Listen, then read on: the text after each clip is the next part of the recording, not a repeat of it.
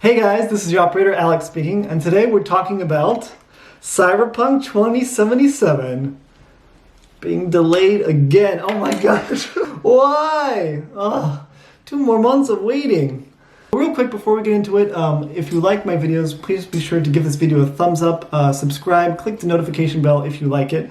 If you want more content, be sure to check out my blog at cyberpunkmatrix.com, your one-stop shop for everything cyberpunk. I have reviews on books, video games, movies, TV shows, interviews, a beginner's guide in case you're new to the cyberpunk genre. I also have daily news updates about cyberpunk genre on my Twitter at cyberpunkmatrix. So be sure to check that out too. Alright, let's talk about Cyberpunk 2077 being delayed yet again, how frustrating it is, and how much we just have to take it well. You know, that's nothing you can do. So let's get into it. Let's get into the delay of Cyberpunk 2077. Do you remember June 9th, 2019? Because I do.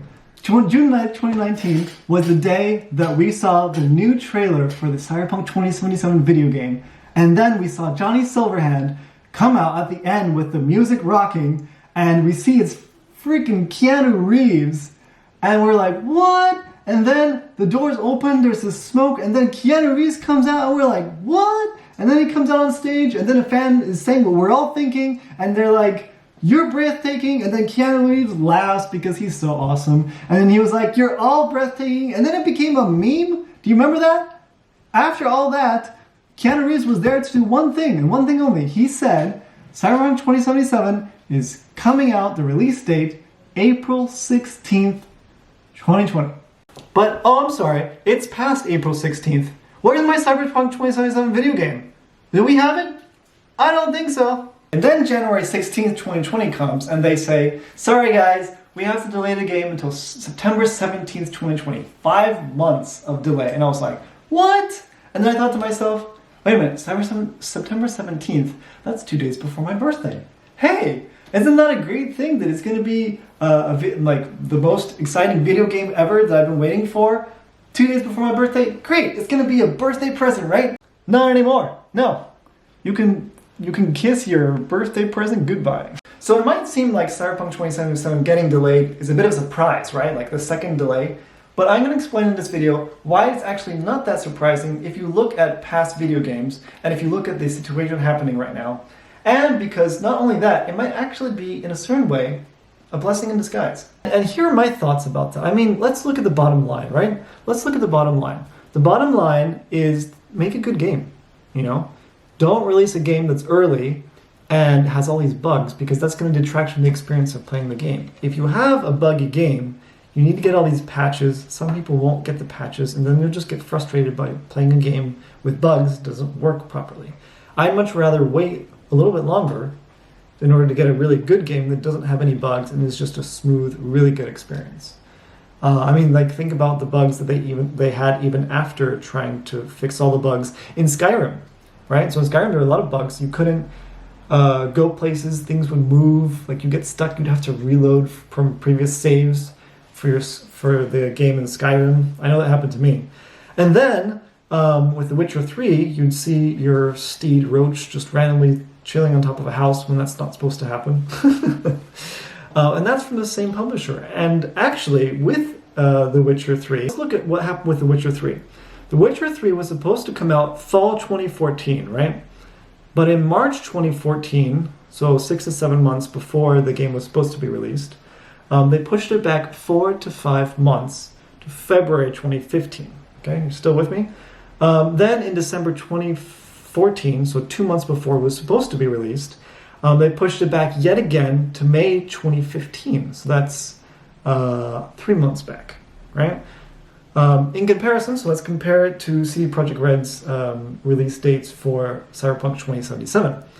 Cyberpunk 2077 was announced in June 2019 that they would be releasing it in April of 2020, right? And then in January 2020, so 4 months before the release date, they pushed it back 5 months to September, okay?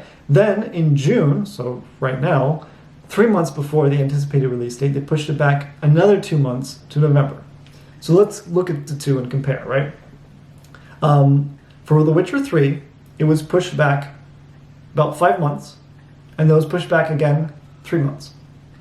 For Cyberpunk 2077, it was pushed back 5 months, the same, and then it was pushed back 2 more months, not 3. So that's actually a little bit better. I mean, we should be glad that it's not being pushed back to December 2020 instead we'll get it in November 2020, and it's just in line with The Witcher 3. And when The Witcher 3 finally came out, it was a really good game, got the best of reviews, everyone really liked it. So I hope that that's what we can expect for Cyberpunk 2077.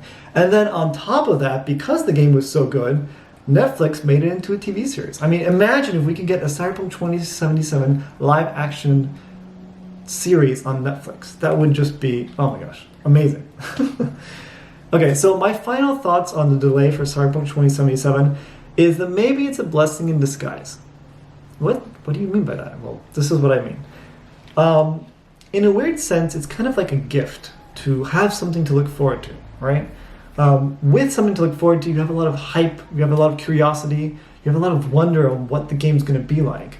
Imagine, if you will, 3 months after the game is released, and you've been playing the game for 3 months, if you've been playing it, all the mystery and wonder will be gone, right? It won't be there anymore. You know what it's going to be. Maybe there will be some DLC in the future, but for the game itself, there's no more wonder and excitement. I mean, if you look at online, you have YouTube communities and just Cyberpunk fan communities that every week, every day, they're like gobbling up information about anything they can find out about the video game as it's being released. They dissect every news piece, and they're just, waiting for the game. Once the game is released, they won't have those things to dissect. Sure, they'll be able to analyze the game and like record themselves playing and stuff like that, but they won't have this thing to look forward to anymore. Or let's treasure and get excited about not knowing what it is, because that actually is a good thing. That's a gift, that we have something to look forward to, that we have something that we don't know.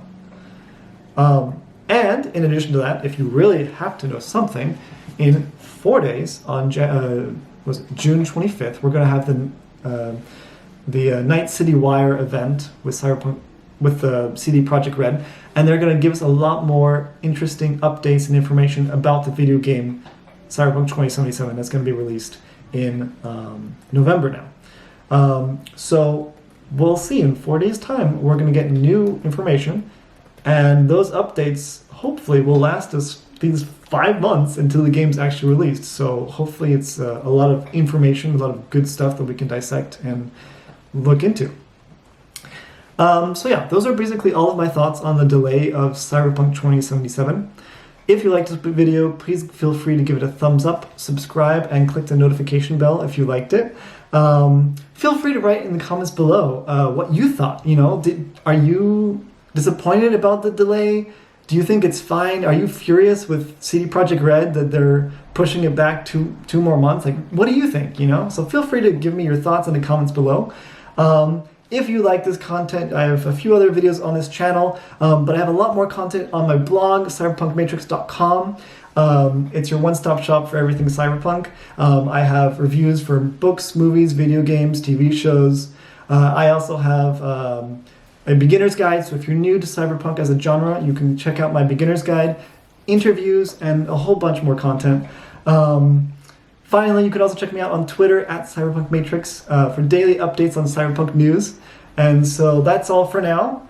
From me, your operator, this is Alex, signing out.